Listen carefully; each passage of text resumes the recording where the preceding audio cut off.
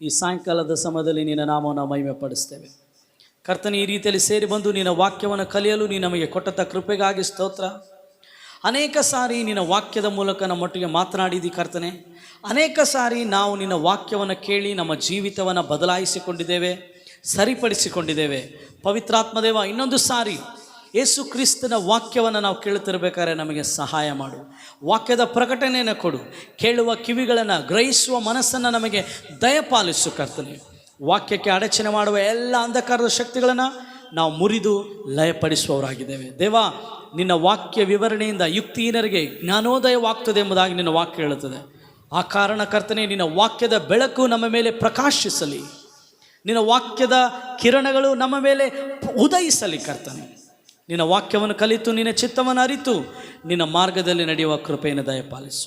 ಮಹಿಮೆ ಘನತೆ ನಿನಗೆ ಯೇಸುವಿನ ನಾಮದಲ್ಲಿ ಪ್ರಾರ್ಥಿಸ್ತೇವೆ ತಂದೆ, ಆಮೇನ್. ಕಮ್ಮಿ ಮಾಡು. ಆಮೇನ್. ಹಲ್ಲೆಲೂಯಾ, ಹಲ್ಲೆಲೂಯಾ. ಕೈಗಳೆತ್ತೋಣ. ಹಲ್ಲೆಲೂಯಾ. ಕರ್ತನಾದ ಯೇಸುವಿನ ನಾಮದಲ್ಲಿ ನಿಮ್ಮೆಲ್ಲರಿಗೂ ನಾನು ವಂದನೆಯನ್ನು ಸಲ್ಲಿಸ್ತೇನೆ. ಆಮೇನ್. ಕಳೆದ 2 ವಾರಗಳಿಂದ ನಾವು ಯೇಸುವಿಗೆ ಮತ್ತು ನಮಗೆ ಇರುವಂಥ ಸಂಬಂಧದ ಕುರಿತು ಮಾತಾಡ್ತಾ ಇದ್ದೇವೆ, ಹೌದಲ್ಲ? ಯೇಸುವಿಗೆ ಮತ್ತು ನಮಗೆ ಇರುವಂಥ ಸಂಬಂಧ. ನಾನು ಮೊದಲನೇ ವಾರ ಹೇಳಿದೆ, ನಾವು ಏನಾಗಿದ್ದೇವೆ? ಯೇಸುವಿಗೆ ಮೊದಲಗಿತ್ತಿಯಾಗಿದ್ದೇವೆ. ನೋಡ್ರಿ, ಒಬ್ಬ ಪ್ರಿಯಕರನಿದ್ದಂತೆ, ಆತನಿಗೆ ಒಬ್ಬ ಪ್ರಿಯಕರಳಿದ್ದಂತೆ.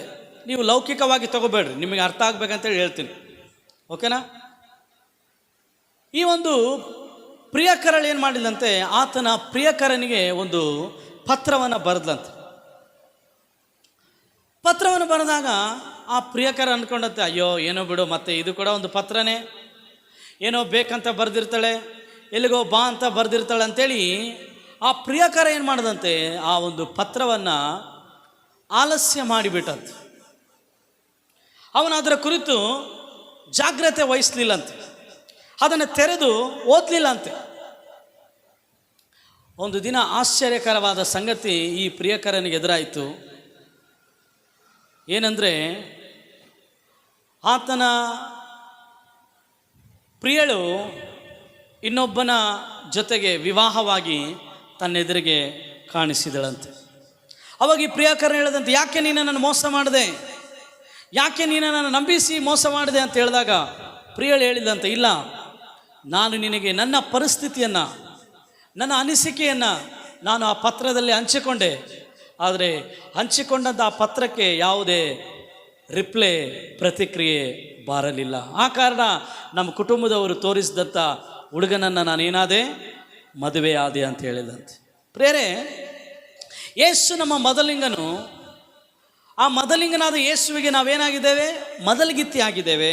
ಆ ಮೊದಲಿಂಗನಿಗೆ ಏನು ಇಷ್ಟ ಇಲ್ಲ, ಆತನು ಪವಿತ್ರಾತ್ಮನ ಮೂಲಕ ಬರೆಸಿದಂಥ ಈ ಪ್ರೇಮ ಲೇಖದಲ್ಲಿ ಬರೆಯಲ್ಪಟ್ಟಿದೆ. ಪ್ರಿಯರೇ, ಯಾವಾಗ ನಾವು ಈ ಒಂದು ಪ್ರೇಮ ಲೇಖನ, ಬೈಬಲ್ ಎನ್ನುವಂಥ ಪ್ರೇಮ ಲೇಖನವನ್ನು ಓದ್ತೇವೋ ಆವಾಗ ಮಾತ್ರ ನಮ್ಮ ಯೇಸು ಸ್ವಾಮಿಗೆ ಯಾವುದು ಇಷ್ಟ, ಯೇಸು ಸ್ವಾಮಿಗೆ ಯಾವುದು ಇಷ್ಟ ಇಲ್ಲ ನಾವು ತಿಳ್ಕೊಳ್ಳಿಕ್ಕೆ ಸಾಧ್ಯವಾಗ್ತದೆ. ಪ್ರಿಯರೇ, ಆತನಿಗೆ ದುಃಖಿಸುವಂಥ ಸಂಗತಿಗಳು ಯಾವುದು, ಆತನನ್ನು ಸಂತೋಷಪಡಿಸುವ ಸಂಗತಿಗಳು ಯಾವುದು, ಯಾವಾಗ ನಿನಗೆ ಗೊತ್ತಾಗ್ತದೆ ಅಂದರೆ, ಈ ಒಂದು ಪ್ರೇಮ ಲೇಖನವಾದ ಬೈಬಲನ್ನು ನೀನು ಓದಿದಾಗ ನಿನ್ನ ಪ್ರಿಯಕರನು, ನಿನ್ನ ಮೊದಲಿಂಗನೂ ಆದ ನಿನ್ನ ವರನಾದ ಯೇಸುವಿನ ಬಗ್ಗೆ ಇದರಲ್ಲಿ ಬರೆಯಲ್ಪಟ್ಟಿದೆ. ಆ ಕಾರಣ ನಮ್ಮ ಪ್ರಿಯಕರನ ಬಗ್ಗೆ ನಾವು ತಿಳ್ಕೊಳ್ಬೇಕಂದ್ರೆ ಈ ಒಂದು ಪ್ರೇಮ ಲೇಖನವಾದ ಪವಿತ್ರಾತ್ಮನ ಮೂಲಕ ಬರೆಯಲ್ಪಟ್ಟ ಈ ಪ್ರೇಮ ಲೇಖನವನ್ನು ನಾವು ಓದುವ ಅಭ್ಯಾಸವನ್ನು ನಾವು ಮಾಡಬೇಕು. ಬೈಬಲನ್ನು ಓದೋದು ಮುಗಿಸ್ಲಿಕ್ಕಲ್ಲರಿ. ನಾನು ಕಳೆದ ದಿನಗಳಲ್ಲಿ ನೂತನ ಒಡಂಬಡಿಕೆ ಮುಗಿಸಿದೆ. ಅದರ ಅರ್ಥ ಏನು? ನಾನು ಬೈಬಲ್ನ ಮುಗಿಸ್ಬೇಕಂತ ಓದಿದರೆ ಅದು ಧಾರ್ಮಿಕತೆ. If you read Bible to finish, it is religious. ಆದರೆ ನೀನು ಯೇಸುವನ್ನು ನಾನು ತಿಳ್ಕೊಳ್ಬೇಕಂತೇಳಿ ಓದಿದರೆ ಅದು ನಿನಗೂ ಯೇಸುವಿಗೂ ಇರುವಂಥ ಸಂಬಂಧ. Hallelujah, hallelujah. If you love Bible and if you read the Bible with love, it will build a relationship between you and your Jesus. ಒಂದು ವೇಳೆ ನೀನು ಬೈಬಲ್ ಓದಿ ಮುಗಿಸ್ಬಿಡ್ಬೇಕಂದ್ರೆ ಅದು ಧಾರ್ಮಿಕತೆ, it's religious.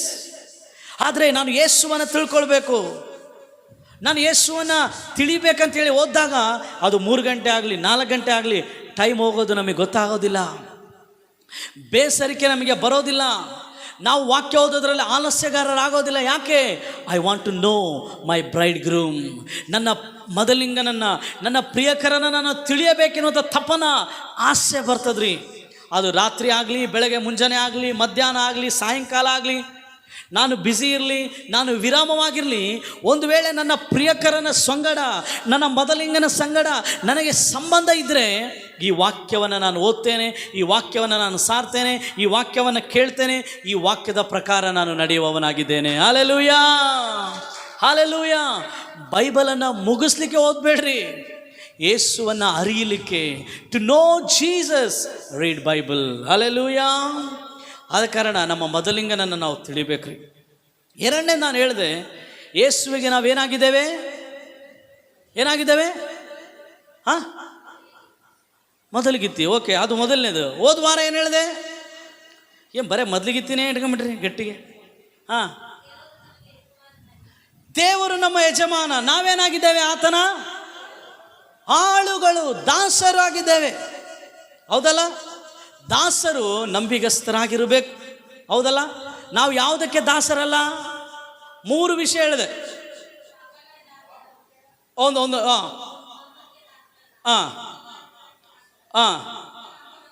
Very good, hallelujah. ಚಪ್ಪಾಳೆ ತಟ್ಟಿ ನಾವು ದೇವರ ನಾಮಕ್ಕೆ ಮಹಿಮೆಯನ್ನು ಸಲ್ಲಿಸೋಣ. ಓಕೆ, ಇನ್ನೊಂದು ಪ್ರಶ್ನೆ. ನಾವು ಪಾಪಕ್ಕೆ ದಾಸರಲ್ಲ, ಹೌದು. ಮತ್ತು ಯಾರಿಗೆ ದಾಸರು? ಎಂಥ ಯೇಸು ಸ್ವಾಮಿ? ನಮ್ಮ ನೀತಿಯಾದ ಯೇಸು ಸ್ವಾಮಿ. ಹಲ್ಲೆಲೂಯಾ. ನಾವು ಸೋಮಾರಿತನಕ್ಕೆ ದಾಸರಲ್ಲ, ಹೌದು. ನಾವು ಯಾರಿಗೆ ದಾಸರು? ದೇವರ ಕಡೆಯಿಂದ ನಮಗೆ ಜ್ಞಾನವಾಗಿ ಬಂದ ಯೇಸುವಿಗೆ ನಾವು ದಾಸರು. ಹಲ್ಲೆಲೂಯಾ, ಹೌದು. ನಾವು ಅಪನಂಬಿಕೆಗೆ ದಾಸರಲ್ಲ. ಹಂಗಂದ್ರೆ ನಾವು ಯಾರಿಗೆ ದಾಸರು? ಯಾವ ಯೇಸು? ಯಾರಾದ್ರೂ ಹೇಳ್ತೀರಿ ಯಾವ ಯೇಸು? ಅಪನಂಬಿಕೆಗೆ ನಾವು ದಾಸರಲ್ಲ. Correct, correct. ಯಾವ ಯೇಸುವಿಗೆ ಯಾರು ಹೇಳ್ತೀರಿ? ಕರೆಕ್ಟ್, ನೋಡೋಣ ಇವಾಗ. ನಮ್ಮಲ್ಲಿ ನಂಬಿಕೆನ ಹುಟ್ಟಿಸುವವನು, ಪೂರೈಸುವವನಾಗಿರುವ ಯೇಸುವಿಗೆ ನಾವು ದಾಸರು. ಹಲ್ಲೆಲೂಯಾ. ನಾವು ಪಾಪಕ್ಕೆ ದಾಸರಲ್ಲ, ನಮ್ಮ ನೀತಿಯಾದಂಥ ಯೇಸುವಿಗೆ ನಾವು ದಾಸರು. ನಾವು ಸೋಮಾರಿತನಕ್ಕೆ ದಾಸರಲ್ಲ, ನಾವು ಚಟುವಟಿಕೆ ಉಳ್ಳವರು. ದೇವರಿಂದ ನಮಗೆ ಬಂದ ಜ್ಞಾನ ಯಾರು? ಯೇಸು ಸ್ವಾಮಿ, ಆತನಿಗೆ ನಾವು ದಾಸರು. ನಾವು ಅಪನಂಬಿಕೆಗೆ ದಾಸರಲ್ಲ, ಆದರೆ ನಾವು ನಮ್ಮಲ್ಲಿ ನಂಬಿಕೆಯನ್ನು ಹುಟ್ಟಿಸುವವನು, ಅದನ್ನು ಪೂರೈಸುವವನು ಆಗಿರುವ ಯೇಸುವಿಗೆ ನಾವು ದಾಸರಾಗಿದ್ದೇವೆ. Hallelujah, hallelujah. ಪ್ರೇರೆ, ಇವತ್ತು 3ನೇ ವಿಷಯವನ್ನು ನಾವು ಕಲಿಯೋಣ. ಎಷ್ಟು ಜನ ಸಂತೋಷವಾಗಿದ್ದೀರಿ? ಏನೇನು ಅರ್ಥ ಆಗ್ತಾಯಿದ್ದ? ವಾರ ವಾರ ಏನೇನು ಕಲಿತಾ ಇದ್ದೀರಾ? ದೇವರಿಗೆ ಸ್ತೋತ್ರ. ಯೋಹಾನ ಬರೆದ ಸುವಾರ್ತೆ 15ನೇ ಅಧ್ಯಾಯ, ಅದರ 1ನೇ ವಚನವನ್ನು ನಾವು ಓದಿಕೊಳ್ಳೋಣ. ಆಮೇಲೆ 5ನೇ ವಚನವನ್ನು ನಾವು ಓದಿಕೊಳ್ಳೋಣ. ನಾನು ನಿಜವಾದ ದ್ರಾಕ್ಷೆ ಬಳ್ಳಿ. ಮೈಕ್ ಆನ್ ಮಾಡ್ರಿ. ನಾನು ನಿಜವಾದ ದ್ರಾಕ್ಷೆ ಬಳ್ಳಿ, ನನ್ನ ತಂದೆ ತೋಟಗಾರನು. ನನ್ನಲ್ಲಿದ್ದು ಫಲ ಕೊಡದಿರುವ ನನ್ನಲ್ಲಿ ಇದ್ದು ಫಲ ಕೊಡದಿರುವ ಪ್ರತಿಯೊಂದು ಕೊಂಬೆಯನ್ನು ಆತನು ತೆಗೆದು ಹಾಕುತ್ತಾನೆ. ಫಲ ಕೊಡುವ ಪ್ರತಿಯೊಂದು ಕೊಂಬೆಯು ಹೆಚ್ಚು ಫಲ ಕೊಡುವ ಹಾಗೆ ಅದನ್ನು ಶುದ್ಧಿ ಮಾಡುತ್ತಾನೆ. 5ನೇ ವಚನ ಓದೋಣ. ನಾನು ದ್ರಾಕ್ಷೆ ಬಳ್ಳಿ, ನೀವು ಕೊಂಬೆಗಳು. ಒಬ್ಬನು ನನ್ನಲ್ಲಿಯೂ ನಾನು ಅವನಲ್ಲಿಯೂ ನೆಲೆಗೊಂಡಿದ್ದರೆ ಅವನೇ ಬಹಳ ಫಲ ಕೊಡುವನು. ಹಲ್ಲೆಲೂಯಾ, ಎಲ್ಲರೂ ಹಲ್ಲೆಲೂಯಾ. ಇವಾಗ ಇಲ್ಲಿ ಯೇಸು ಹೇಳ್ತಾ ಇದ್ದಾನೆ, ನಾನೇ ದ್ರಾಕ್ಷೆ ಬಳ್ಳಿ, ನೀವು ಕೊಂಬೆಗಳು. ಯಾರ ಹತ್ರ ಮಾತಾಡ್ತಿದ್ದಾನೆ ಸ್ವಾಮಿ? ಹೇಳ್ರಿ, ಯಾರ ಹತ್ರ ಮಾತಾಡ್ತಿದ್ದಾನೆ? ನಮ್ಮ ಹತ್ರ ಮಾತಾಡ್ತಿದ್ದಾನೆ. Very good. ಇಲ್ಲಿ ಬರೆಯಲ್ಪಟ್ಟಿಲ್ಲ ನಮ್ಮ ಹತ್ರ ಅಂತ. ಯಾರ ಹತ್ರ ಮಾತಾಡ್ತಿದ್ದಾನೆ? ಜೋರಾಗಿ ಹೇಳ್ರಿ. ದೇವರ ಹತ್ರ ಮಾತಾಡ್ತಾನೆ. Very good. ಇನ್ನ ಯಾರ ಹತ್ರ ಮಾತಾಡ್ತಿದ್ದಾನೆ ಯೇಸು ಸ್ವಾಮಿ? ಇಲ್ಲಿ ಯೇಸು ತನ್ನ ಶಿಷ್ಯರೊಟ್ಟಿಗೆ ಮಾತಾಡ್ತಾ ಇದ್ದಾನೆ. ಇಲ್ಲಿ ನೋಡ್ರಿ, ನೀವು ಒಂದು ಲೇಟೆಸ್ಟ್ ಬೈಬಲ್ ತಗೊಂಡಿದ್ರೆ ನಿಮ್ಮ ಬೈಬಲಲ್ಲಿ ಕೆಂಪು ಲೆಟರ್ಸ್ ಇರ್ತದೆ, ರೆಡ್ ಲೆಟರ್ಸ್. ಅಂದರೆ ಆ ಕೆಂಪು ಪದಗಳು ಯೇಸು ಸ್ವಾಮಿ ಮಾತಾಡಿದಂಥ ಪದಗಳು. ಓಕೆನಾ? Red letters are the words of Jesus. ಕೇಳ್ರಿ, ಯೇಸು ಸ್ವಾಮಿ ತನ್ನ ಶಿಷ್ಯರೊಟ್ಟಿಗೆ ಮಾತಾಡ್ತಾ ಹೇಳ್ತಾ ಇದ್ದಾನೆ, ನಾನು ದ್ರಾಕ್ಷೆ ಬಳ್ಳಿ, ನೀವು ಕೊಂಬೆಗಳು. ಓಕೆ, ಮೊದಲನೇದು ಆತನ ಮೊದಲಿಂಗ, ನಾವೇನಾಗಿದ್ದೇವೆ? ಮೊದಲಿಗಿತ್ತಿ. ಎರಡನೇದು ಆತ ನಮ್ಮ ಯಜಮಾನ, ನಾವೇನಾಗಿದ್ದೇವೆ? ಆತನ ದಾಸರು, ಆಳುಗಳು. ಮೂರನೇದು ಆತನು ದ್ರಾಕ್ಷೆ ಬಳ್ಳಿ, ನಾವು ಕೊಂಬೆಗಳು. ಹಲ್ಲೆಲೂಯಾ. 3 ಸರಿ ಹೇಳ್ರಿ. ಯೇಸು ದ್ರಾಕ್ಷೆ ಬಳ್ಳಿ, ನಾನು ಕೊಂಬೆ. ಯೇಸು ದ್ರಾಕ್ಷೆ ಬಳ್ಳಿ, ನಾನು ಕೊಂಬೆ. ಯೇಸು ದ್ರಾಕ್ಷೆ ಬಳ್ಳಿ, ನಾನು ಕೊಂಬೆ. ಹಲ್ಲೆಲೂಯಾ.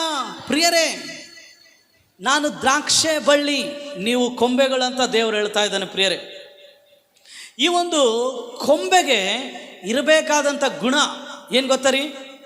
ಆ ಒಂದು ಕೊಂಬೆ ಯಾವಾಗಲೂ ಕೂಡ ಆ ದ್ರಾಕ್ಷೆ ಬಳ್ಳಿಯಲ್ಲಿ ಅಂಟಿಕೊಂಡಿರ್ಬೇಕ್ರಿ. ಇವಾಗ ಹೇಳ್ರಿ, ಕೊಂಬೆಯಲ್ಲಿ ಫಲ ಬರಲಿಕ್ಕೆ ಎಲ್ಲರೂ ಹೇಳ್ರಿ, ತಲೆ ಎತ್ತಿ ನೋಡ್ರಿ. ಪಾಪ ಯಾರು ಮಾಡಿಲ್ಲಲ್ಲ?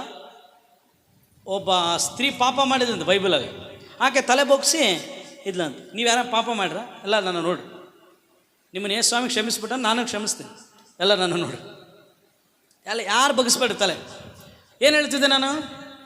ಯೇಸು ಸ್ವಾಮಿ ದ್ರಾಕ್ಷೆ ಬಳ್ಳಿ, ನಾವೇನಾಗಿದ್ದೇವೆ?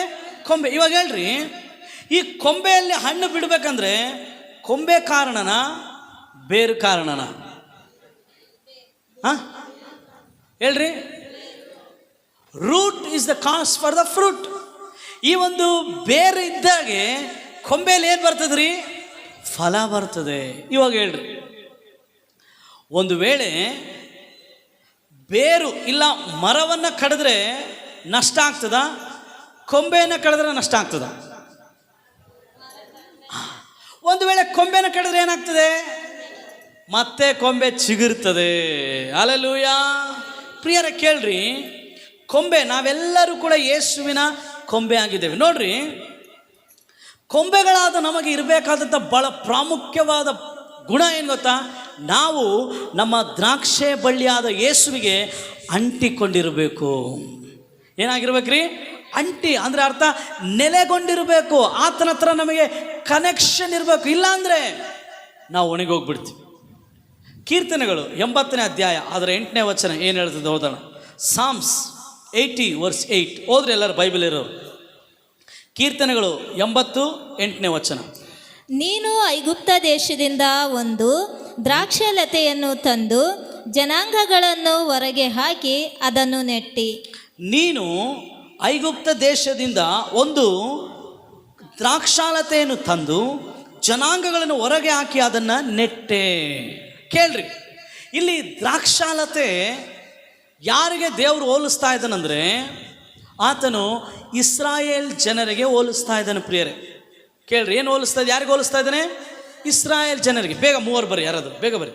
ನೋಡ್ರಿ, ದೇವ್ರು ಏನು ಮಾಡ್ದ? ಯಾರನ್ನ ಇಸ್ರಾಯೇಲ್ ದೇಶದಿಂದ ದೇವ್ರು ಬಿಡಿಸ್ದ? ಕ್ಷಮಿಸ್ರಿ, ಐಗುಪ್ತ ದೇಶದಿಂದ ದೇವ್ರು ಯಾರನ್ನ ಬಿಡಿಸ್ದ? ಯಾರ? ಬೇಗ ಹೇಳ್ರಿ. Very good. ಎಷ್ಟು ವರ್ಷ ಅವರು ಬಾನಿಸರಾಗಿದ್ರಂದ್ರೆ 400 ವರ್ಷ ಅವರು ಬಾನಿಸರಾಗಿದ್ರು. ಓಕೆನಾ? ಹಿಂಗೆ ಸರ್ಕಲ್ ಮಾಡ್ರಿ, 3 ಹಿಡ್ಕೊಳ್ರಿ ಕೈನ. ಕೇಳ್ರಿ, ಇದು ಐಗುಪ್ತ ದೇಶ. ಓಕೆನಾ? ಶರಣ ಬಾ. ಇದೇನು? ಐಗುಪ್ತ ದೇಶ. ಇಸ್ರಾಯೇಲ್ ಜನರು 400 ವರ್ಷ ಐಗುಪ್ತ ದೇಶದಲ್ಲಿ ಏನಾಗಿದ್ರಂದ್ರೆ ಬಾನಿಸರಾಗಿದ್ರು. ಒಳಗೋಗು ಎಲ್ಲರೂ ಏನಾಗಿದ್ರು? ಇವರು 400 ವರ್ಷ ಏನಾಗಿದ್ರು? ಬಾನಿಸರ. ಇಲ್ಲಿ ದೇವರ ವಾಕ್ಯ ಹೇಳ್ತದೆ, ನೀನು ಈ ಐಗುಪ್ತ ದೇಶದಿಂದ ಏನು ಮಾಡಿದಂತೆ ಇವರನ್ನು ಹೊರಗಡೆ ತಂದು ನೀನು ಇವರನ್ನು ನೆಟ್ಟಿದ್ದಿ ಅಂತ ಹೇಳ್ತದೆ. ಐಗುಪ್ತ ದೇಶ ಯಾವುದಕ್ಕೆ ಸೂಚನೆ ಅಂದರೆ ಲೋಕಕ್ಕೆ ಸೂಚನೆ. ಈ ಲೋಕಕ್ಕೆ ಸೂಚನೆ, ಸೈತಾನನ ರಾಜ್ಯಕ್ಕೆ ಸೂಚನೆ. ಒಂದು ದಿನ ನಾವು ಐಗುಪ್ತ ದೇಶದಲ್ಲಿದ್ದೀವಿ. ದೇವರೇನು ಮಾಡ್ದ? ನಮ್ಮನ್ನು ಬಿಡುಗಡೆ ಮಾಡಿ ಹೊರಗಡೆ ತಂದಿದ್ದಾನೆ. ಇನ್ನು ನಾವು ಐಗುಪ್ತ ದೇಶಕ್ಕೆ ಸಂಬಂಧಪಟ್ಟವರಲ್ಲ, ನಮಗೆ ಇಲ್ಲಿ ಸಂಪರ್ಕ ಇಲ್ಲ. ಇವಾಗ ಯೇಸು ಸ್ವಾಮಿ ಹೇಳ್ತಾ ಇದ್ದಾನೆ, ನಾನೇ ನಿಜವಾದ ದ್ರಾಕ್ಷೆ ಬಳ್ಳಿ, ನೀವು ಕೊಂಬೆಗಳು. ಇವಾಗ ನನಗೆ ಯಾರ ಹತ್ರ ಸಂಬಂಧ ಇದೆ ಅಂದರೆ ಯೇಸುವಿನೊಟ್ಟಿಗೆ ಸಂಬಂಧ ಇದೆ. ನನಗೆ ಲೋಕಕ್ಕೆ ಸಂಬಂಧ ಇಲ್ಲ, ಲೋಕದ ವಿಷಯಗಳಲ್ಲಿ ನನಗೆ ಸಂಬಂಧ ಇಲ್ಲ. ಯಾಕೆಂದರೆ ಲೋಕದಿಂದ ನಾನು ಬಿಡುಗಡೆ ಹೊಂದಿದ್ದೇನೆ. ದೇವರು ನನ್ನನ್ನು ಬಿಡಿಸಿ ಈ ಕೊಂಬೆಯನ್ನು ಯೇಸುವಿನಲ್ಲಿ ಅಂಟಿಸಿದ್ದಾನೆ. ಅರ್ಥ ಆಯ್ತು? ನಾನು ಯಾರೆಲ್ಲ ಅಂಟಿಕೊಂಡಿದ್ದೀನಿ? ಇವಾಗ ಜೋರಾಗಿ ಹೇಳ್ರಿ, ನಾನು ಯಾರೆಲ್ಲ ಅಂಟಿಕೊಂಡಿದ್ದೇನೆ? ಇವಾಗ ನೀನು ಯೇಸುವಿನಲ್ಲಿ ಅಂಟಿಕೊಂಡಿದ್ರೆ ನೀನು ಯಾರಿಗಾಗಿ ಫಲ ಕೊಡಬೇಕು? ಜೋರಾಗಿ ಹೇಳ್ರಿ. ನೀನು ಲೋಕದಲ್ಲಿದ್ದಾಗ ಸೈತಾನನಿಗೋಸ್ಕರ ಫಲ ಕೊಡ್ತಾ ಇದ್ದೆ. ಆದರೆ ನಿನ್ನನ್ನು ದೇವರು ಆ ಐಗುಪ್ತ ದೇಶದಿಂದ ಬಿಡಿಸಿ ನಿನ್ನನ್ನು ಏನು ಮಾಡಿದ್ದಾನೆ? ಆತನ ದ್ರಾಕ್ಷಾ ತೋಟದಲ್ಲಿ ನೆಟ್ಟಿದ್ದಾನೆ. ಈ ದ್ರಾಕ್ಷೆ ತೋಟದಲ್ಲಿ ತಂದೆ ತೋಟಗಾರನು. ಈ ದ್ರಾಕ್ಷೆ ಲತೆ ಯಾರು? ದ್ರಾಕ್ಷೆ ಬಳ್ಳಿ ಯಾರು? ಯೇಸು. ದ್ರಾಕ್ಷೆ ಬಳ್ಳಿ ಯಾರು? ನಾನೇನಾಗಿದ್ದೇನೆ? ಕೊಂಬೆ. ನಾನು ಯಾರಲ್ಲಿ ಅಂಟಿಕೊಂಡಿರಬೇಕು? ನಾನು ಯಾರಲ್ಲಿ ನೆಲೆಗೊಂಡಿರಬೇಕು? ಆಗ ಮಾತ್ರ ನಾನು ಫಲವನ್ನು ಕೊಡಲಿಕ್ಕೆ ಸಾಧ್ಯ. ಹಲ್ಲೆಲೂಯಾ. ನಾನು ಲೋಕಕ್ಕೆ, ಐಗುಪ್ತ ದೇಶಕ್ಕೆ ಸಂಬಂಧಪಟ್ಟವನಲ್ಲ. ನನ್ನನ್ನು ಬಿಡುಗಡೆ ಮಾಡಿ, ನನ್ನನ್ನು ವಿಮೋಚನೆ ಮಾಡಿ, ನನ್ನನ್ನು ಆತನ ಕೊಂಬೆಯಾಗಿ ಮಾಡಿಕೊಂಡ ಯೇಸುವಿಗೆ ಸಂಬಂಧಪಟ್ಟವನು. ಹಲ್ಲೆಲೂಯಾ. ಇಲ್ಲಿ ದೇವರ ವಾಕ್ಯ ಹೇಳ್ತದೆ, ಯೋಹಾನ ಬರೆದ ಸುವಾರ್ತೆ 15ನೇ ಅಧ್ಯಾಯ ಅದರ 6ನೇ ವಚನವನ್ನು ನಾವು ಓದಿಕೊಳ್ಳೋಣ. ನೀವು ನನ್ನನ್ನು ಬಿಟ್ಟು ಏನು ಮಾಡಲಾರಿರಿ. ಯಾವನು ನನ್ನಲ್ಲಿ ನೆಲೆಗೊಂಡಿರುವುದಿಲ್ಲವೋ, ಚೆನ್ನಾಗಿ ಕೇಳ್ರಿ, ಯಾವನು ನನ್ನಲ್ಲಿ ನೆಲೆಗೊಂಡಿರುವುದಿಲ್ಲವೋ ಅವನು ಆ ಕೊಂಬೆಯಂತೆ ಹೊರಕ್ಕೆ ಬಿಸಾಡಲ್ಪಟ್ಟು ಹೊರಗೆ ಬಿಸಾಡಲ್ಪಟ್ಟು ಒಣಗಿ ಹೋಗುವನು. ಅಂತ ಕೊಂಬೆಗಳನ್ನು ಕೂಡಿಸಿ ಬೆಂಕಿಯಲ್ಲಿ ಹಾಕುತ್ತಾರೆ. ಅವು ಸುಟ್ಟು ಹೋಗುತ್ತವೆ. ಕೇಳ್ರಿ, 5 ಮಂದಿ ಬುದ್ಧಿವಂತರಿದ್ರು, 5 ಮಂದಿ ಬುದ್ಧಿ ಇಲ್ಲದವರಿದ್ರು. ಓಕೆನಾ? ಈ ಒಂದು ಎಲ್ಲರೂ ಕೂಡ ನೋಡ್ಲಿಕ್ಕೆ ಸೇಮ್. ಅವ್ರ ಹತ್ರ ಆರತಿ ಇತ್ತು, ಎಣ್ಣೆ ಇತ್ತು, ದೀಪ ಇತ್ತು, ಒಳ್ಳೆ ಬಟ್ಟೆ ಹಾಕೊಂಡಿದ್ರು. ಅವರೆಲ್ಲರೂ ಯಾರಿಗೋಸ್ಕರ ಕಾಯ್ತಿದ್ರು? ಮೊದಲಿಂಗನಿಗೋಸ್ಕರ ಕಾಯ್ತಿದ್ರು. ಅವಾಗ ಇವರೆಲ್ಲರೂ ನಿದ್ದೆ ಮಾಡಿದ್ರಂತೆ. ಆಮೇಲೆ ಎಲ್ಲರೂ ಎದ್ದರಂತೆ. ಒಂದು ಧ್ವನಿ ಆಯ್ತದೆ, ಈಗೋ ಮೊದಲಿಂಗನು ಅಂದಿದ್ಕೊಳ್ಳಿ ಎಲ್ಲರೂ ತಮ್ಮ ಆರತಿಯನ್ನು ಸರಿ ಮಾಡ್ಕೊಂಡಂತೆ. ಬುದ್ಧಿ ಇಲ್ದವ್ರು ಏನು ಮಾಡಿದ್ರಂತೆ? ಸ್ವಲ್ಪ ನಮಗೆ ಎಣ್ಣೆ ಕೊಡ್ರಿ ಅಂತ ಹೇಳಿದ್ರೆ, ಬುದ್ಧಿ ಒಂಥರ ಏನು ಹೇಳಿದ್ರಂತೆ, ನಿಮಗೆ ಕೊಟ್ಟರೆ ನಮಗೂ ಇರೋದಿಲ್ಲ, ನಿಮಗೂ ಇರೋದಿಲ್ಲ. ನೀವು ಹೋಗಿ ಮಾರುವವರ ಬಳಿಗೆ ಹೋಗಿ ಏನು ತೊಗೊಂಬರ್ರಿ? ಎಣ್ಣೆಯನ್ನು. ಪ್ರಿಯರೇ, ಇವರು ಮೊದಲಿಂಗನನ್ನು ಸಂಧಿಸಲಿಕ್ಕೆ ಸಂಪರ್ಕ, ಕನೆಕ್ಷನ್ ಕಳೆದುಕೊಂಡ್ರು. ಕನೆಕ್ಷನ್ ಏನಾಯ್ತು ಅವ್ರಿಗೆ? ಆ ಕಾರಣ ಮೊದಲಿಂಗನು ಬಂದ. ಯಾರು ಸಿದ್ಧವಾಗಿದ್ರೋ ಅವರು ಆ ಒಂದು ಔತಣಕ್ಕೆ, ಮದುವೆಯ ಔತಣಕ್ಕೆ ಹೋದರು. ಅರ್ಥ ಆಯ್ತಾರೆ ನಿಮಗೆ? ಮದುವೆಯ ಔತಣಕ್ಕೆ ಅವರು ಹೋದರು. ಆದರೆ ಸಿದ್ಧವಾಗದೇ ಇರುವವರು ಆಮೇಲೆ ಬಂದರು. ಏನು ತಗೊಂಡು? ಎಣ್ಣೆ ತಗೊಂಡು. ಅಷ್ಟರೊಳಗೆ ಬಾಗಿಲು ಮುಚ್ಚಲ್ಪಟ್ಟಿತ್ತು. ಅವರನ್ನು ಏನು ಮಾಡಿದ್ರಂತೆ? ಅವ್ರು ಹೇಳಿದ್ರಂತೆ, ನೀವ್ಯಾರೋ ನನಗೆ ಗೊತ್ತಿಲ್ಲ, ಇವರನ್ನು ಏನು ಮಾಡ್ರಿ? ತಳ್ಳ್ರಿ, ಬೆಂಕಿಯಲ್ಲಿ ಹಾಕ್ರಿ ಅಂದ್ರಂತೆ. ಪ್ರಿಯರೇ, ನೀನು ಕನೆಕ್ಷನನ್ನು ಕಳೆದುಕೊಂಡ್ರೆ ನೀನು ಬಿಡಲ್ಪಡ್ತಿ. ಓಕೆನಾ? ಕೇಳ್ರಿ, ಇನ್ನೊಂದು. ಯಜಮಾನನು ಹೋಗ್ಬೇಕಾದ್ರೆ ಒಬ್ಬನಿಗೆ 5 ತಲಾಂತು, ಒಬ್ಬನಿಗೆ 2, ಇನ್ನೊಬ್ಬನಿಗೆ 1 ಕೊಟ್ಟ. 5 ಇರೋನು ಏನು ಮಾಡ್ದ? ಅದನ್ನು 10 ಮಾಡ್ದ. ಯಾಕೆ? ಅವನಿಗೆ ದೇವರು ತನ್ನ ಯಜಮಾನನು ಕೊಟ್ಟದ್ದನ್ನು ಅವನು ಸಂಪರ್ಕದಲ್ಲಿಟ್ಕೊಂಡು ಅದರ ಮೇಲೆ ಧ್ಯಾಸ ಇಟ್ಟು ಕೆಲಸ ಮಾಡಿ, ಹೆಂಗನ ಮಾಡಿ ನನ್ನ ಯಜಮಾನ 5 ಕೊಟ್ಟನೆ, ಅದೇ ಧ್ಯಾನ ಅವನಲ್ಲಿತ್ತು. ಆ ಕನೆಕ್ಷನಲ್ಲಿದ್ದ, ಅವನು ಸಂಪರ್ಕದಲ್ಲಿದ್ದ. ಆ 5ಅನ್ನು 10 ಮಾಡ್ದ. ಯಜಮಾನ ಏನು ಹೇಳ್ದ? ಬಲ ನಂಬಿಗಸ್ತನಾದ ಒಳ್ಳೆ ಆಳು ನೀನು ನನ್ನ ತಂದೆಯ ಸೌಭಾಗ್ಯದಲ್ಲಿ ಸೇರು. 2ನೇ ಅವನು 4 ಮಾಡ್ದ. ಅವನಿಗೂ ದೇವ್ರು ಏನು ಹೇಳ್ದ? ಬಲ ನಂಬಿಗಸ್ತನಾದ ಒಳ್ಳೆ ಆಳು ನೀನು ನನ್ನ ತಂದೆಯ. ಒಬ್ಬನು ಇವನೇನು ಮಾಡ್ದ ರೀ? 3ನೇವನು ಅದನ್ನು ಬಚ್ಚಿಟ್ಟನ್ರಿ. ಅವನು ತನ್ನ ಯಜಮಾನನಿಗಾಗಲಿ ಗೌರವ ಕೊಡಲಿಲ್ಲ, ತನ್ನ ಯಜಮಾನನೊಟ್ಟಿಗೆ ಸಂಪರ್ಕ ಇಟ್ಕೊಳ್ಳಿಲ್ಲ, ಮೈಗಳನಾದ, ಅವನು ಸೋಮಾರಿ ಆದ. ಅವಾಗ ಬೈಬಲ್ ಹೇಳುತ್ತದೆ, ಇವನ ಹತ್ತಿರ ಇರೋದನ್ನು ಕಿತ್ಕೊಂಡು ಆ 10 ಉಳ್ಳವನಿಗೆ ಕೊಡ್ರಿ, ಇವನನ್ನು ಏನು ಮಾಡ್ರಿ? ಆ ಉರಿಯುವ ಬೆಂಕಿಯಲ್ಲಿ ಹಾಕ್ರಿ. ಎಲ್ಲಿ ಹಾಕ್ರಿ? ಉರಿಯುವ ಬೆಂಕಿಯಲ್ಲಿ ಹಾಕ್ರಿ. ಅಲ್ಲಿ ಕಟಕಟನೆ ಹಲ್ಲು ಕಡಿಯೋಣ ಇರ್ತದೆ ಅಂತ ಹೇಳ್ದ.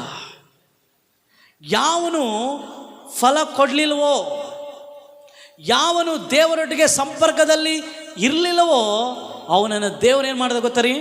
ನರಕದಲ್ಲಿ ಹಾಕಿದ. ಇವಾಗ ದೇವರು ಹೇಳ್ತಾ ಇದ್ದಾನೆ, ಯೇಸು ಸ್ವಾಮಿ ಹೇಳ್ತಾ ಇದ್ದಾನೆ, ನಾನು ದ್ರಾಕ್ಷೆ ಬಳ್ಳಿ, ನೀವು ಏನಾಗಿದ್ದೀರಿ? ಕೊಂಬೆಗಳು. ನೀವು ಏನು ಕೊಡಬೇಕು? ಫಲ ಕೊಡಬೇಕು. ಒಂದು ವೇಳೆ ಫಲ ಕೊಡದೇ ಇರುವ ಪ್ರತಿಯೊಂದು ಕೊಂಬೆಯನ್ನು ಆತನೇನು ಮಾಡ್ತಾನೆ ಅಂತಾರಿ? ಸುಟ್ಟು ಕಡಿದು ನೋಡ್ರಿ ಅಲ್ಲಿ ಏನು ಹೇಳ್ತೇವೆ, ಸುಂದರವಾದ ವಾಕ್ಯ ಐತೆ. ಏನು ಹೇಳ್ತದೆ? ಆ ಕೊಂಬೆಯಂತೆ ಹೊರಕ್ಕೆ ಬಿಸಾಡಲ್ಪಟ್ಟು ಒಣಗಿ ಹೋಗುವನು, ಅಂತ ಕೊಂಬೆಗಳನ್ನು ಎಲ್ಲ ನೋಡ್ರಿ, ಹೇಳ್ರಿ, ಗಿಡಕ್ಕೆ ಒಂದೇ ಕೊಂಬೆ ಇರ್ತದ? ಎಷ್ಟು ಕೊಂಬೆಗಳಿರ್ತದ್ರಿ? ಇವಾಗ ಯೇಸು ಸ್ವಾಮಿಗೆ ನಾವೆಲ್ಲರೂ ಕೊಂಬೆಗಳೇ. We are all our branches to Jesus, is the vine. ಆತನೇ ದ್ರಾಕ್ಷೆ ಬಳ್ಳಿ. ನಾವೆಲ್ಲರೂ ಏನಾಗಿದ್ದೇವೆ ಪ್ರಿಯರೇ? ಚರ್ಚ್ಗೆ ನಾವೆಲ್ಲರೂ ಬರ್ತಾ ಇದ್ದೀವಿ, ಹೌದಲ್ಲ? ನೀನು ಒಂದು ಕೊಂಬೆ, ನಾನು ಒಂದು ಕೊಂಬೆ. ಒಂದು ವೇಳೆ ಪ್ರಭಾಕರ್ ಎನ್ನುವಂಥ ಕೊಂಬೆ ಫಲ ಕೊಡದಿದ್ರೆ, ಪ್ರಭಾಕರ್ ಎನ್ನುವಂಥ ಕೊಂಬೆನ ಆತನು ಕಡಿದು ಅದನ್ನು ಹೊರಕ್ಕೆ ಹಾಕಿ ಅದನ್ನು ಒಣಗಿ ಹೋದ್ಮೇಲೆ ಏನು ಮಾಡ್ತಾನಂತಾರೆ? ಅದನ್ನು ಬೆಂಕಿಯಲ್ಲಿ ಹಾಕಿ ಸುಟ್ಟು ಬಿಡ್ತಾನಂತೆ. ಪ್ರಿಯರೇ, ಕೊಂಬೆಗಳಾದ ನಾವು ಫಲ ಕೊಡೋದನ್ನು ಕಲಿಬೇಕು. ಒಂದು ವೇಳೆ ನೀನು ಫಲ ಕೊಡಲಿಲ್ಲ ಅಂದರೆ ನೀನು ವೇಸ್ಟ್ ಕೊಂಬೆ ಆಗಿ ಬದಲಾಗ್ತಿ. ನಿನ್ನನ್ನು ದೇವ್ರು ಏನು ಮಾಡ್ತಾನೆ ಗೊತ್ತಾ? ಆ ದ್ರಾಕ್ಷಿ ಬಳ್ಳಿ ಏನು ಮಾಡ್ತಾನೆ ಗೊತ್ತಾ? ಅದನ್ನು ಕಡಿದು ಅದನ್ನು ಏನು ಮಾಡ್ತಾನಂತೆ? ಕೂಡಿಸಿ ಬೆಂಕಿಯಲ್ಲಿ ಹಾಕ್ತಾನಂತ್ರಿ. ಆ ಬುದ್ಧಿ ಇಲ್ದವರು ಬಿಡಲ್ಪಟ್ರು. ಆ ಸೋಮಾರಿಯಾದ ಆಳು ಏನಾದ ರೀ? ಬೆಂಕಿಯಲ್ಲಿ ಹಾಕಲ್ಪಟ್ಟ, ಹೌದಾ ಇಲ್ಲ? ಇವಾಗ ನೋಡ್ರಿ, ಯಾವ ಕೊಂಬೆ ಒಣಗಿ ಹೋಗಿರ್ತದೋ, ಯಾವ ಕೊಂಬೆ ಫಲ ಕೊಡೋದಿಲ್ವೋ ಅದನ್ನು ಕೂಡ ಕಡಿದು ಎಲ್ಲ ಹಾಕ್ತಾರಂತೆ ಬೆಂಕಿಯಲ್ಲಿ. ಎಲ್ಲ ಹೇಳ್ರಿ, ನಿನಗೆ ನಿನ್ನ ದ್ರಾಕ್ಷೆ ಬಳ್ಳಿಯಾದ ಯೇಸುವಿನೊಟ್ಟಿಗೆ ಸಂಪರ್ಕ, ಕನೆಕ್ಷನ್, ಆತನ ಮೇಲೆ ಆಧಾರ ಪಟ್ಟು ಜೀವಿಸುವ ಜೀವಿತ ಇಲ್ಲ ಅಂದರೆ ನೀನು ಒಣಗಿ ಹೋಗುತ್ತೀ. ನೀನು ಏನಾಗ್ತಿ? ಚರ್ಚಿಗೆ ಬರೋರೆಲ್ಲ ಪರಲೋಕಕ್ಕೆ ಹೋಗ್ತಾರಾ? ಇಲ್ಲ. ನೋಡ್ರಿ, ಒಂದು ದೊಡ್ಡ ಗಿಡ ಆಯ್ತು ಅನ್ಕೊಳ್ರಿ, ಅದರಲ್ಲಿ ಎಲ್ಲ ಹಸಿರೇ ಇರ್ತದ? ಒಣಗಿ ಹೋಗಿದ್ದು ಹೇಳ್ರಿ. ಇವಾಗ ನೀವು ಸುಡೋಕ್ಕೆ ಒಣಗಿ ಹೋಗಿದ್ದು ಕಟ್ಟಿಗೆ ಮುರಿತೀರಾ ಇಲ್ಲ ಹಸಿರ ಕಟ್ಟಿಗೆ ಮುರಿತೀರಾ? ಯಾಕೆ? ಒಣಗಿ ಹೋಗಿರೋದು ಬೇಗ ಸುಡ್ತದೆ, ಅದೇ ಹಸಿ ಆಗಿರೋದು ಸುಡೋದಿಲ್ಲ. ಪ್ರಿಯರೇ, ನೀನು ನಾನು ಯೇಸುವಿನಲ್ಲಿ ಇದ್ದುಕೊಂಡು ಕೂಡ ನಾನು ಈ ಚರ್ಚಿಗೆ ಹೋಗ್ತೀನಪ್ಪ, ಪ್ರಾರ್ಥನೆ ಮಾಡ್ತೀನಪ್ಪ, ನಾನು ಕ್ರೈಸ್ತವನಂತ ಹೇಳಿ ಕೂಡ ಆ ದ್ರಾಕ್ಷೆ ಬಳ್ಳಿಯಲ್ಲಿ ನೀನಿದ್ದು ಒಂದು ವೇಳೆ ಒಣಗೋಗಿದ್ರೆ ಒಂದು ಟೈಮ್ ಬರ್ತದೆ, ನಿನ್ನನ್ನು ಮುರಿದು ಬೆಂಕಿಯಲ್ಲಿ ಸುಟ್ಟು ಹಾಕುವ ಸಮಯ ಬರ್ತದೆ. ನಾವು ಜಾಗ್ರತೆಯಿಂದ ಇರಬೇಕ್ರಿ. ನಾವು ಒಣಗಿ ಹೋಗಲಿಕ್ಕೆ ಯೇಸುವಿನಲ್ಲಿ ಕರೆಯಲ್ಪಟ್ಟಿಲ್ಲ.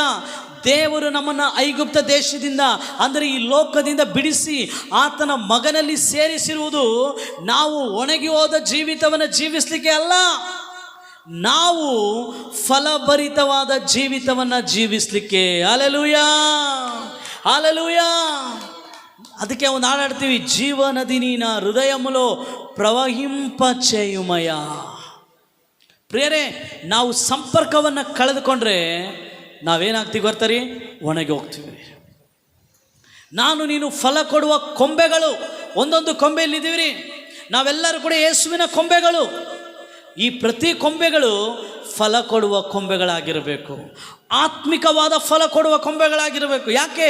ನಮ್ಮ ದ್ರಾಕ್ಷೆ ಬಳ್ಳಿಯಾದ ಯೇಸು ಸ್ವಾಮಿ ಶಾರೀರಿಕ ಫಲಗಳನ್ನು ಕೊಡುವ ದೇವರಲ್ಲ, ಆತ್ಮಿಕವಾದ ಫಲಗಳನ್ನು ಕೊಡುವ ದೇವರಾಗಿದ್ದಾನೆ. Hallelujah, hallelujah. ನೀನು ಯೇಸುವಿನಲ್ಲಿದ್ದೀಯಾ? ಹಾಗಾದರೆ ನೀನು ಫಲ ಕೊಡುವ ಕೊಂಬೆ ಆಗಬೇಕು. You have to bear fruit. ನೀನು ಫಲ ಕೊಟ್ಟಿಲ್ಲ, ಸುಮ್ಮನೆ ಕೊಂಬೆ ನಾನು ಇದ್ದೀನಪ್ಪ. ಇವಾಗ ನೋಡ್ರಿ, ದೊಡ್ಡ ಗಿಡ ಇರ್ತಾನೆ ಕಣ್ರಿ. ಇವಾಗ ಹಾಸ್ಟೆಲ್ ಹತ್ರ ಹೋಗ್ಬೋದು, ದೊಡ್ಡ ಗಿಡ ಆಯ್ತಲ್ಲಿ. ಆ ಗಿಡದಲ್ಲಿ ಈ ಒಣಗೋಗಿದ್ದು ಕಟ್ಟಿಗೆ ಕೂಡ ಇರ್ತದೆ, ಒಣಗೋಗಿದ್ದು ಕೊಂಬೆ, ಹಸಿರೋ ಕೊಂಬೆ ಕೂಡ ಇರ್ತದ್ರಿ. ಹೇಳ್ರಿ, ಬೇಗ ಯಾವುದು ಮುರಿದು ಬೀಳ್ತದೆ? ಒಣಗಿದ್ದು ಮುರಿದು ಬೀಳ್ತದ, ಹಸಿದು ಮುರಿತದ? ಜ್ವರ ಹೇಳ್ರಿ. ಗಾಳಿ ಬಂತಂದ್ರೆ ಹಸಿದು ಮುರಿತದ, ಒಣಗೋಗಿದ್ದು ಬೇಗ ಮುರಿತದ? ಯಾಕೆ? ನೀನು ಒಣಗಿ ಹೋಗ್ತಾ ಹೋಗ್ತಾ ಇದ್ರೆ ನಿನ್ನ ಬಲವನ್ನು ನೀನು ಕಳೆದುಕೊಳ್ತಿ, ನಿನಗಿರುವಂಥ ಆ ಶಕ್ತಿ ಕುಂದಿ ಹೋಗ್ತದೆ. ಅರ್ಥ ಆಯ್ತಾ ರೀ? ನೋಡ್ರಿ, ಯಾಕೆ ಸುಡ್ಲಿಕ್ಕೆ ಒಣ ಕಟ್ಟಿಗೆ ಉಪಯೋಗಿಸ್ತಾರಂದ್ರೆ, ಈ ಒಣ ಕಟ್ಟಿಗೆ ಏನು ಮಾಡ್ತಾ ಗೊತ್ತಾ? ಅದು ಸುಡೋದಲ್ಲ, ಅದ್ರ ಪಕ್ಕದಲ್ಲಿ ಇರೋದನ್ನು ಕೂಡ ಬೇಗ ಸುಟ್ಬಿಡ್ತದೆ. ಅದೇ ಹಸಿ ಕಟ್ಟಿಗೆ ಇದ್ರೆ ಫಸ್ಟ್ ಆಫ್ ಆಲ್ ಅದೇ ಸುಡಂಗಿಲ್ಲ, ಇನ್ನು ಪಕ್ಕದಲ್ಲಿರೋದನ್ನು ಸುಡಕ್ಕೆ ಬಿಡ್ತದ? ಇಲ್ಲ. ಪ್ರಿಯರೇ, ನೀನು ನಾನು ಆ ಯೇಸುವಿನಲ್ಲಿ ಇದ್ದುಕೊಂಡು ಒಣಗಿ ಹೋದ ಕೊಂಬೆಗಳಂತ ನಾವಿದ್ರೆ ನಾವು ಸುಟ್ಟು ಹಾಕಲ್ಪಡ್ತೇವೆ, ನಾವು ಕಡಿದು ಹಾಕಲ್ಪಡ್ತೇವೆ. ಯೇಸು ನಿನ್ನ ಹತ್ರ ಬಂದು ಹುಡುಕ್ತಿರೋದು ಎಲೆಗಳಲ್ಲ, ನಿನ್ನ ಕೊಂಬೆಗಳಲ್ಲ, ನೀನು ಎಷ್ಟು ದಪ್ಪ ಇದೆಯಲ್ಲ. ಯೇಸು ನಿನ್ನಲ್ಲಿ ನನ್ನಲ್ಲಿ ಹುಡುಕ್ತಿರೋದು ಫಲವನ್ನು ಹುಡುಕ್ತಾ ಇದ್ದಾನೆ. ಹಲ್ಲೆಲೂಯಾ. ಒಂದು ವೇಳೆ ನಾನು ನೀನು ಫಲ ಕೊಡುವ ಕೊಂಬೆ ಆಗಿದ್ರೆ ಆತನು ಇನ್ನೂ ನಮ್ಮನ್ನು ಶುದ್ಧೀಕರಿಸಿ ಇನ್ನೂ ಹೆಚ್ಚಾಗಿ ಫಲ ಕೊಡುವಂತೆ ಮಾಡ್ತಾನೆ. ಒಂದು ವೇಳೆ ಫಲ ಕೊಡದೇ ಇರುವ ಕೊಂಬೆಗಳು ನಾನು ನೀನಾಗಿದ್ರೆ ಆತನೇನು ಮಾಡ್ತಾರಂತೀರಿ? ಅದನ್ನು ಕಡಿದು ಅದನ್ನು ಒಣಗಿ ಹೋಗುವಂತೆ ಮಾಡ್ತಾನಂತೆ. ಮತ್ತೆ ಅದನ್ನು ಬೆಂಕಿಯಲ್ಲಿ ಹಾಕ್ತಾರಂತೆ, ಅವು ಸುಟ್ಟು ಹೋಗ್ತದೆ. ಒಂದು ವೇಳೆ ನಾವು ಯೇಸುವಿನೊಟ್ಟಿಗೆ ಸಂಪರ್ಕ ಇಲ್ಲದೆ ಇರುವುದಾದರೆ ಈ ದಿನ ಸಂಪರ್ಕವನ್ನು ಕಟ್ಟಿಕೊಳ್ಳೋಣ. ಯೇಸು ಹೇಳ್ದ, ನೀವು ನನ್ನನ್ನು ಬಿಟ್ಟು ಏನು ಮಾಡಲ್ಲ. You can do nothing without me. ನಾವು ನಮ್ಮ ದ್ರಾಕ್ಷ ಬಳ್ಳಿಯಾದ ಯೇಸುವನ್ನು ಬಿಟ್ಟು ನಾವೇನನ್ನು ಮಾಡಲಿಕ್ಕೆ ಆಗೋದಿಲ್ಲ ಪ್ರಿಯರೇ. ಹಲ್ಲೆಲೂಯಾ. ಅದಕ್ಕಾಗಿ ನಾವು ನಮ್ಮ ದ್ರಾಕ್ಷ ಬಳ್ಳಿಯಾದ ಯೇಸುವಿನಲ್ಲಿ ಅಂಟಿಕೊಂಡಿರಬೇಕು, ನೆಲೆಯಾಗಿರ್ಬೇಕ್ರಿ. ನೋಡ್ರಿ, ಆ ಒಂದು ನೆಲೆಯಾಗಿರ್ಬೇಕಂದ್ರೆ ಅರ್ಥ ಏನು ಗೊತ್ತಾ ರೀ? ಬೈಬಲ್ ನೋಡ್ರಿ, ನೆಲೆಯಾಗಿರ್ಬೇಕು ಅನ್ನೋದ್ರ ಅರ್ಥ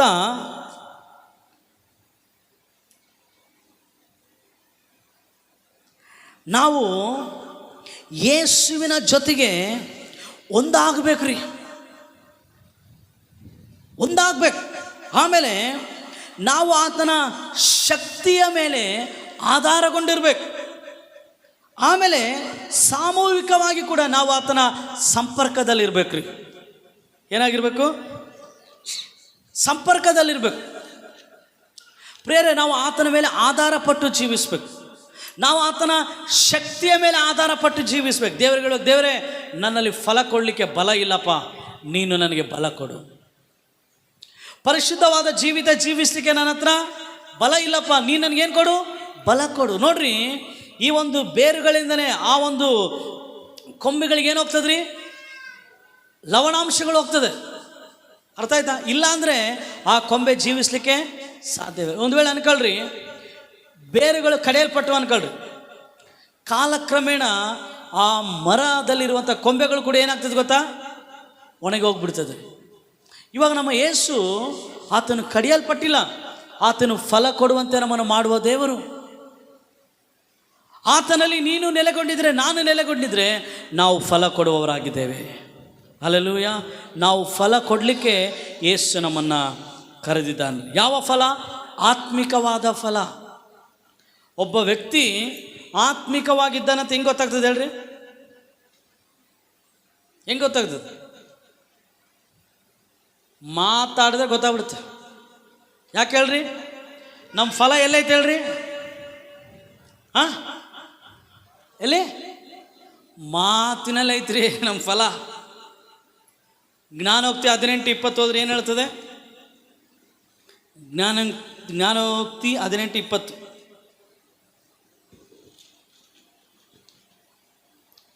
ಮನುಷ್ಯನು ತನ್ನ ಬಾಯಿ ಬೆಳೆಯನ್ನು ಹೊಟ್ಟೆ ತುಂಬ ಉಣ್ಣುವನು. ಇಲ್ಲಮ್ಮ, 18:20 ವಚನ ಏನು ಹೇಳ್ತದೆ? ಮನುಷ್ಯನು ತನ್ನ ಬಾಯ ಫಲವಾಗಿ ಅಂತ ಇರುತ್ತೆ. ಬಾಯ ಬೆಳೆ. ಇಂಗ್ಲೀಷಲ್ಲಿ ಫ್ರೂಟ್ ಆಫ್ ದೇರ್ ಮೌತ್ ಅಂದರೆ ನಮ್ಮ ಬಾಯಿಯಲ್ಲಿ ಫಲ ಐತ್ರಿ. ನಾವು ಮಾತಾಡಿದಾಗ ಗೊತ್ತಾಗ್ಬಿಡುತ್ತೆ ನಾವು ಆತ್ಮೀಯರ ಇಲ್ಲ ದುರಾತ್ಮ ಪೀಡಿತರ. ಸ್ವಲ್ಪ ಜನ ದೆವ್ವ ಹಿಡಿದರ ಥರ ಮಾತಾಡ್ತಾರೆ. ನಿನ್ನ ಮಾತಲ್ಲಿ ಗೊತ್ತಾಗ್ಬಿಡ್ತದೆ ನೀನೇನಂತ, ನಿನ್ನ ಆತ್ಮಿಕ ಲೆವೆಲ್. ಬರ ಬರ ಬರ ಬರ ಬರ ಅಂದರೆ ಗೊತ್ತಾಗಿಲ್ಲ. ಚೆನ್ನಾಗಿ ಹಾಲೇಲು ಮಾತಾಡ್ತೀಯಲ್ಲ ಶಟ್ಲು, ನಿನ್ನ ಬಾಯಿಂದ ನಿನ್ನ ಫಲ ಗೊತ್ತಾಗ್ಬಿಡ್ತದೆ. ಅದಕ್ಕೆ ನಮ್ಮ ಮಾತುಗಳು ಭಾಳ ಎಚ್ಚರಿಕೆಯಿಂದ ಇರಬೇಕು. ಅದಕ್ಕೆ ಜನ ಏಟು ಮರಿತರಾಗಲಿ ಮಾತು ಮರೆಯೋದಿಲ್ಲ. ಯಾಕೆ ಗೊತ್ತಾ? ಏಟಿಗಿರುವಂಥ ಶಕ್ತಿಗಿಂತ ಅಧಿಕವಾದ ಶಕ್ತಿ ಮಾತಿಗೈತೆ. ಅರ್ಥ ಆಗತ್ತೆ ರೀ? ನಮ್ಮ ಬಾಯ ಫಲ ಭಾಳ important. Fruit of your mouth. ಒಂದಿನ ಏನಾಯ್ತಂದರೆ ಈ ಹಲ್ಲುಗಳೆಲ್ಲ ನಾಲಿಗೆಗಳಿದೆ, ಬಾಯಿ ಮುಚ್ಚ ನೀನು. ನಾವು 32 ಜನ ಇದ್ದೀವಿ, 32 ಅಲ್ಲೈತೆ, ಹೌದಲ್ಲ? ನಾವು 32 ಅಲ್ಲಿದ್ದೀವಿ, ನೀನು ಒಬ್ಬನೇ ಏನು ಮಾಡ್ತೀನಿ ನೀನು? ಬಾಯಿ ಮುಚ್ಕೊಂಡಿನ ನಾವೇ ಕಡಿಯೋದು, ನಾವೇ ಎಲ್ಲ ತಿನ್ನೋದು, ನೀನೇನು ಮಾಡ್ತೀಯ ಅಂತ. ಈ ನಾಲ್ಗೆ ಬೇಜಾರಾಗ್ಬಿಡ್ತು. ಇದೇನಪ್ಪ ನನ್ನ ಮಕ್ಕಳು ಹಿಂಗೆ ಹೇಳ್ತಾರ? ಕೋಪ ಆಗ್ಬಿಡ್ತಂತ ಅಲ್ಲಿನ ಮೇಲೆ. ತಡ್ರಿ ನನಗೆ ಟೈಮ್ ಬರ್ತದೆ ಅಂತೇಳಿ ಸುಮ್ಮನೆ ಇತ್ತಂತೆ ನಾಲಿಗೆ. ಒಂದು ದಿನ ರೋಡಲ್ಲಿ ಹೋಗ್ತಿರ್ಬೇಕಾರೆ ಒಬ್ಬ ಮನುಷ್ಯ ಹೋಗ್ತಾ ಇದ್ದಂತೆ, ಭಾಳ ಗಟ್ಟಿಗಿದ್ದಂತೆ, ಫುಲ್ ಬಾಡಿ ಬಿಲ್ಡ್ರಿ. ಈ ನಾಲಿಗೆ ಸುಮ್ಮನೆ ಇರಬೇಕಲ್ಲ, ಅವನನ್ನು ಕೆಟ್ಟ ಪಾದದಿಂದ ಬೈದು ಬಿಡ್ತಂತೆ. ಏನು ಮಾಡ್ತಂತೆ? ಅವನು ಒಂದು ತೆಗೆದು ಬಿಟ್ಟಂತ ಏಟು ಈ 32 ಅಲ್ಲಿ ಕೆಳ ಬಿದ್ದಂತೆ. ಅವಾಗ ನಾಲಿಗೆ ಹೇಳ್ತಂತೆ, 32 ಅಂತಿರಲ್ಲ ನೋಡ್ರಿ, ಒಂದೇ ಮಾತಲ್ಲಿ ನಿಮ್ಮನ್ನೆಲ್ಲ ಅವನು ಏನು ಮಾಡಿಬಿಟ್ಟೆ? ಪ್ರೇರೆ, ನಮ್ಮ ಮಾತು ಭಾಳ ಪ್ರಾಮುಖ್ಯ. ನಮ್ಮ ಮಾತು, ನಮ್ಮ ಬಾಯ ಫಲವಾಗಿರುವ ಮಾತು. ಏನು ಬೇಕಾರಂಗೆ ಮಾತಾಡು, ಲೆಕ್ಕ ಕೇಳ್ತಾನಮ್ಮ, ಲೆಕ್ಕ ಕೇಳ್ತಾನ. ನಿನ್ನ ಬಾಯ ಮಾತಿನಿಂದಲೇ ನೀನು ನೀತಿವಂತನು ನೀತಿವಂತಳೆ ಅಂತೇಳಿ ಗುರುತಿಸಲ್ಪಡ್ತೀನಿ ಅಂತೇಳಿ ಬೈಬಲಲ್ಲಿ ಐತೆ. ಏನು ಬೇಡ ಮಾತಾಡೋದಷ್ಟೇ, ಮಾತಾಡು. ದೇವ್ರಿಗೆ ಲೆಕ್ಕ ಕೊಡ್ಬೇಕು ನೀನು. ನೀನು ಆತನ ಕೊಂಬೆ, ನೀನು ಆತನ ಕೊಂಬೆ. ಆತನು ನಿನ್ನನ್ನು ಫಲ ಕೇಳೇ ಕೇಳ್ತಾನೆ. ನಾವು ಫಲ ಕೊಡುವ ಕೊಂಬೆ ಆಗಿರಬೇಕು. ಬರುಳಾದ ಕೊಂಬೆ, ಬಂಜೆತನದ ಕೊಂಬೆ ನಾವು ಆಗಿರಬಾರ್ದು. ನಾವು ಫಲ ಕೊಡುವ ಕೊಂಬೆ. ಎಲ್ಲ ಹೇಳ್ರಿ, ಫಲ ಕೊಡುವ ಕೊಂಬೆ. ಹೇಳ್ರಿ, ಫಲ ಕೊಡುವ ಕೊಂಬೆ. ಯಾವ ಫಲ? ಆತ್ಮನ ಫಲ. ನಿಮ್ಗೆ ಗೊತ್ತಾ ಆತ್ಮನ ಫಲ ಏನು ಗೊತ್ತಾ? ಗಲಾತ್ಯ ಬರೆದ ಪತ್ರಿಕೆ ಅದು 6ನೇ ಅಧ್ಯಾಯ ಅದರ 22ನೇ ವಚನ ಹೇಳ್ತದೆ. ಏನಂದರೆ ಆತ್ಮನ ಫಲ. ಎಲ್ಲ ಹೇಳ್ರಿ, ಆತ್ಮನ ಫಲ. ಎಲ್ಲ ಹೇಳ್ರಿ, ಆತ್ಮನ ಫಲ. ಹೇಳ್ರಿ, ಆತ್ಮನ ಫಲ. 6:22 ದೇವರ ಆತ್ಮನಿಂದ ಉಂಟಾಗುವ ಫಲವೇನೆಂದರೆ, ಎಲ್ಲ ಹೇಳ್ರಿ, ಪ್ರೀತಿ, ಸಂತೋಷ, ಸಮಾಧಾನ, ದೀರ್ಘಶಾಂತಿ, ದಯೆ, ಉಪಕಾರ, ನಂಬಿಕೆ, ಸಾಧುತ್ವ, ಶಮೇದಮೆ, ಇಂಥವುಗಳೇ. ನೀನು ಫಲ ಕೊಡಕ್ಕೆ ಕರೆಯಲ್ಪಟ್ಟು ಏನೋ ಚರ್ಚಿಗೆ ಬಂದು ಹೋಗೋಕ್ಕಲ್ಲ. ಚರ್ಚ್ ಅನ್ನೋದು ಛತ್ರ ಅಲ್ಲ ರೀ. ಛತ್ರ ಗೊತ್ತಾ ನಿಮಗೆ? ಗೊತ್ತಿಲ್ಲ, ಹೇಳ್ತೀನಿ ಕೇಳ್ರಿ. ಛತ್ರದಲ್ಲಿ ಛತ್ರ ಯಾವಾಗ ಬೇಕಾದ್ರೆ ಬರ್ಬೋದು. ನೀನು ಇಲ್ಲಿ ಊಟ ಇದ್ದರೆ ಊಟ ಮಾಡ್ಬೋದು, ಮಲಗಿ ಮತ್ತೆ ಹೋಗ್ಬಿಟ್ಟು. ನೀನು ಯಾರು ಕೇಳಂಗಿಲ್ಲ. ಇಲ್ಲಿ ಊಟ ಮಾಡ್ತೀಯಾ ಕೇಳಲ್ಲ, ನೀನು ಮಲಗ್ತೀಯಾ ಕೇಳಲ್ಲ, ಯಾವ ಊರು ಅಂತ ಕೇಳಲ್ಲ. ನೀನು ಹೆಂಗನ ಬರ್ಬೋದು ಛತ್ರದಲ್ಲಿ. ಚರ್ಚ್ ಛತ್ರ ಅಲ್ಲ. ಚರ್ಚ್ ಏನಲ್ಲ, ಬರ್ಬೋದು ಹೋಗ್ಬೋದು. ಹಾಂ, ಲೆಕ್ಕ ಕೇಳ್ತಾನೆ. ಭಾಳ ಜನಕ್ಕೆ ಚರ್ಚ್ ಒಂದು ಛತ್ರ ಇದ್ದಂಗೆ. ಬಂದ್ವಿ ಓದ್ವಿ ಇಲ್ಲ. ಛತ್ರದಲ್ಲಿರೋರಿಗೆ ಲೆಕ್ಕ ಇರೋಂಗಿಲ್ಲ. ಅವ್ರು ಊಟ ಇದ್ದರೆ ತಿನ್ನಬೇಕು, ಇಲ್ಲಾಂದರೆ ಉಪವಾಸ ಮಲಗಬೇಕು. ಜಾಗ ಇದ್ದರೆ ಮಲಗಬೇಕು, ಇಲ್ಲಾಂದ್ರೆ ಹೊರಗೆ ಮಲಗಬೇಕು, ಅಷ್ಟೇ ಅದು. ನಾವು ಛತ್ರದಲ್ಲಿಲ್ಲ ರೀ, ದ್ರಾಕ್ಷ ಬಳ್ಳಿಯಾದ ಯೇಸುವಿನಲ್ಲಿದ್ದೇವೆ. ನಾವು ಫಲ ಕೊಡುವುದಕ್ಕಾಗಿ ಕರೆಯಲ್ಪಟ್ಟವರು. ನೀನು ಫಲ ಕೊಡಲಿಲ್ಲ ಅಂದರೆ ಕೊಂಬೆಯಾದ ನೀನಾಗಿರು, ಪಾಸ್ಟರ್ ಆಗಿರು, ಆತನು ಅದನ್ನು ಕಡಿದಾಕ್ತಾನೆ, ಆತನು ಅದನ್ನು ಸುಟ್ಟು ಹಾಕ್ತಾನೆ. ಜಾಗ್ರತೆ ಆಗಿರಬೇಕು. ನಾವು ಒಂದು ವೇಳೆ ಸಿದ್ಧತೆ ಇಲ್ಲದೆ ಹೋದರೆ, ಆತನೊಟ್ಟಿಗೆ ಸಂಪರ್ಕ ಇಲ್ಲದೆ ಹೋದರೆ ನಾವು ಬಿಡಲ್ಪಡ್ತೇವೆ ರೀ. ಈ ಲೋಕದಲ್ಲಿ 5 ಮಂದಿ ಬುದ್ಧಿ ಇಲ್ಲದವ್ರ ಥರ. ಆ ಕಡೆ ಆಳು ಸೋಮಾರಿ ಮೈಗಳ, ಅವನಿಗೆ ಯಜಮಾನೊಟ್ಟಿಗೆ ಸಂಬಂಧ ಇಲ್ಲ, ಮರ್ಯಾದೆ ಇಲ್ಲ ಅವನಿಗೆ. ನಾವು ಕೊಂಬೆ ಇಷ್ಟ ಪ್ರಕಾರ ನಾವು ಜೀವಿಸೋಕ್ಕಾಗೋದಿಲ್ಲರಿ. ನಾವು ಫಲ ಕೊಡುವ ಕೊಂಬೆಗಳಾಗಿ. ಯಾವ ಫಲಮ್ಮ? ಆತ್ಮನ ಫಲ. ಏನು ಆತ್ಮನ ಫಲ? ಪ್ರೀತಿ ಅಂದರೆ ಅರ್ಥ ಏನು? ದ್ವೇಷ ಇರಬಾರ್ದು ನಮ್ಮ ಹತ್ರ, ಕ್ಷಮಾಪಣೆ ಇರಬೇಕು. ಸಂತೋಷ, ಇನ್ನೊಂದು ಇನ್ನೊಬ್ಬರು ನೆಮ್ಮದಿ ಕೆಡಿಸಬಾರ್ದು. ಸಮಾಧಾನ ಅಂದರೆ ಇನ್ನೊಬ್ಬರ ಅಸಮಾಧಾನ ನಾವು ತೆಗಿಬಾರ್ದು. ದೀರ್ಘ ಶಾಂತಿ ಅಂದರೆ ಇನ್ನೊಬ್ರಿಗೆ ಕೋಪ ಎಬ್ಸೋ ಥರ ನಾವು ಜೀವಿಸಬಾರ್ದು. ದಯೆ, ಅಯ್ಯೋ ಅನ್ಬೇಕು ನಾವು. ಉಪಕಾರ ಮಾಡ್ಬೇಕಂತ, ಅಪಕಾರ ಮಾಡಬಾರ್ದು. ನಂಬಿಕೆ ರೀ, ಅನುಮಾನ ಅಲ್ಲ. ಸಾಧುತ್ವ, ತಗ್ಗಿಸಿಕೊಳ್ಬೇಕ್ರಿ, ಗರ್ವದಿಂದ ಜೀವಿಸೋದಲ್ಲ. ಕ್ಷಮೆ ದಮೆ, ತಗ್ಗಿಸಿಕೊಂಡು ಬಾಳ್ಬೇಕು. ಇದು ಆತ್ಮನ ಫಲ. ಈ ಎಲ್ಲ ಫಲಗಳು ಅಂದರೆ ಇದೊಂದು ಆರೆಂಜ್ ಹಣ್ಣಿದ್ದಂಗೆ, ಒಂದೇ ಹಣ್ಣು. ಆರೆಂಜ್ ಸೇಬಣ್ಣು ಇಲ್ಲ, ಏನಂತಾರ ಶೇಖರಣ, ಮೋಸಂಬಿ ಅಂತಾರ ಹಣ್ಣು. ಇವಾಗ ಮೋಸಂಬಿ ಹಣ್ಣು ಒಂದೇ ಇರ್ತದಲ್ಲ, ಆದರೂ ಆದರೆ ಎಷ್ಟು ಪೀಸ್ ಬರ್ತವೆ? 9 ಪೀಸ್ ಬರ್ತಾವೆ. ಜಾಸ್ತಿ ನಾನು 9 ಪೀಸ್ ಬರ್ತವೆ, ಹೌದಲ್ಲ? ಒಂದೇ ಹಣ್ಣು ಆದರೆ ಎಷ್ಟು ಪೀಸ್ ಮಾಡ್ಬೋದು ಅದನ್ನು? ಬರ್ತದೆ. ತಿಂದಿರ ಇಲ್ಲ, ಹಂಗೆ ನೋಡ್ತೀರಿ ಬಾಯಿ ತಿರೋದು. ಹಾಂ, ಆಯ್ತಾ? ಗೊತ್ತಲ್ಲ ನಿಮಗೆ? ಹಂಗೆ ಆತ್ಮನ ಫಲ ಒಂದೇ. ಅರ್ಥ ಐತ್ರಿ? ಪ್ರೀತಿ, ಎಲ್ಲ ಹೇಳ್ರಿ, ಪ್ರೀತಿ, ಸಂತೋಷ, ಸಮಾಧಾನ, ದೀರ್ಘಶಾಂತಿ, ದಯೆ, ಉಪಕಾರ, ನಂಬಿಕೆ, ಸಾಧುತ್ವ, ಶಮೇದಮೆ. ಇವೆಲ್ಲ ಇರ್ಬೇಕ್ರಿ ನಮಗೆ. ಇಲ್ಲ ಅಂದರೆ ನಾವು ಸುಟ್ಟು ಹಾಕಲ್ಪಡ್ತೇವೆ. ಏನೋ ನಂಬಿಕೆ ಬೇಡಪ್ಪ, ಬ್ಯಾಪ್ಟಿಸಮ್ ತಗೊಂಬಿಟ್ಟಿನಿ, ಚರ್ಚಿಗೆ ಹೋಗ್ತೀನಿ, ಕಾಣಿಕೆ ಹಾಕ್ತೀನಿ, ಹೆಂಗೆ ಬೇಕಾದ್ರೆ ಹಂಗೆ ಜೀವಿಸ್ತೀನಿ. ಇಲ್ಲಮ್ಮ ತಾಯಿ, ನಿನ್ನನ್ನು ಯೇಸು ಆತನ ಕೊಂಬೆಯಾಗಿ ಆರಿಸ್ಕೊಂಡಿದ್ದಾನೆ. ಯಾಕೆ ಆರಿಸ್ಕೊಂಡನೆ? ನೀನು ಫಲ ಕೊಡಬೇಕು. ನೀನು ಕೊಡುವಂಥ ಫಲ ನಿಲ್ಲುವಂಥದ್ದಾಗಬೇಕು. ಹಲ್ಲೆಲೂಯಾ. Connection important. ಯಾವ್ದು ಇಂಪಾರ್ಟೆಂಟ್ ರೀ? ಸಂಬಂಧ. ಕಣ್ಣುಗಳು ಮುಚ್ಚಿ ಪ್ರಾರ್ಥನೆ ಮಾಡೋಣ. ನಮ್ಮನ್ನು ಭಾಳವಾಗಿ ಪ್ರೀತಿಸುವ ಪ್ರೀತಿಯ ಪರಲೋಕ ತಂದೆ, ಒಂದು ವೇಳೆ ನಾವು ನಿನ್ನೊಟ್ಟಿಗೆ ಸಂಪರ್ಕವನ್ನು ಕಳೆದುಕೊಂಡಿರುವುದಾದರೆ ನಮ್ಮನ್ನು ಕ್ಷಮಿಸು ಅಪ್ಪ. ನಿನ್ನೊತ್ತಿಗೆ ನಾವು ಸಂಪರ್ಕವನ್ನು ಹೊಂದಿಕೊಂಡು ಜೀವಿಸಲಿಕ್ಕೆ ನೀನು ಕೃಪೆ ಮಾಡು. ಮಹಿಮೆ ಘನತೆ ನಾವು ನಿನಗೆ ಕೊಡ್ತೇವಪ್ಪ. ಫಲ ಕೊಡುವ ಕೊಂಬೆಗಳಾಗಿ ನಮ್ಮನ್ನು ಬದಲಾಯಿಸು. ಯೇಸುವಿನ ನಾಮದಲ್ಲಿ ಪ್ರಾರ್ಥಿಸ್ತೇವೆ ನಮ್ಮ ಜೀವವುಳ್ಳ ಪರಲೋಕದ ತಂದೆ, ಆಮೇನ್.